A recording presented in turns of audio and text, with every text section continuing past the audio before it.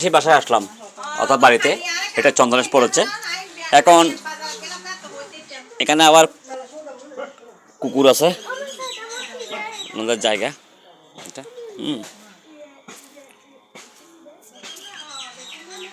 আসলে গ্রামের পরিবেশটা একটু শহর থেকে একটু ভিন্ন, খোলামেলা পরিবেশ। আমরা তো আসলে সচরাচর গ্রামে খুব কম আসি, কোনো অকেশন হলে আসি।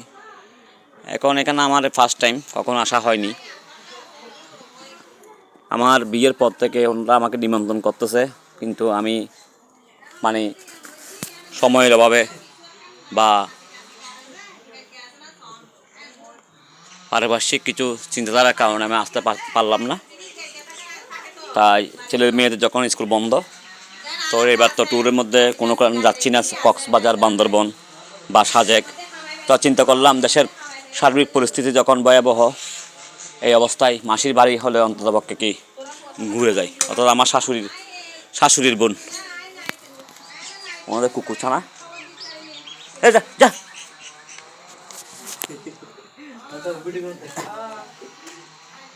এটা হলো মাসির রান্নাঘর, সিলিন্ডার, দুটো চুলো আছে। প্লাস্টার এখনো করেনি, হয়তো করবে। ওনাদের সাধারণত দুইটা ঘর আছে। এই রুমটা এটা সিঙ্গেল কাট, একটা আলমারি আছে।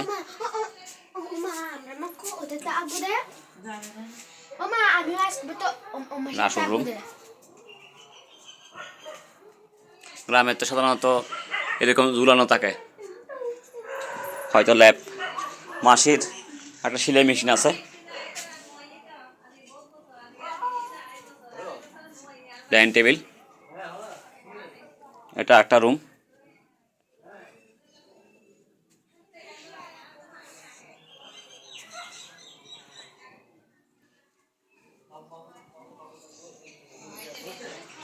কি সুন্দর আছে মাসি।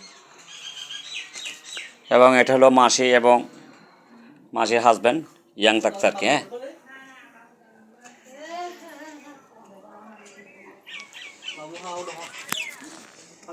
এখন বিড়ালও আছে এখানে, কুকুরও আছে। এটা হলো দ্বিতীয় রান্নাঘর। এটা যখন গ্যাস শেষ হয়ে যায় তখন মাসি এখানে রান্না বান্না করে আর কি।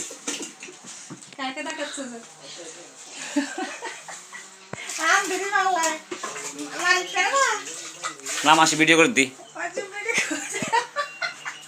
এবং মাসি আর একটা ছোটো মিনি রান্নাঘর দুইটা আছে, একটা আছে আর একটা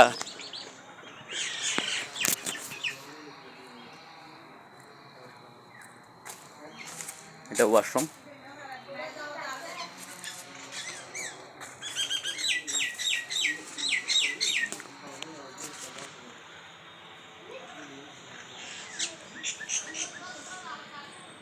তাহলে সবাই ভালো থাকবেন,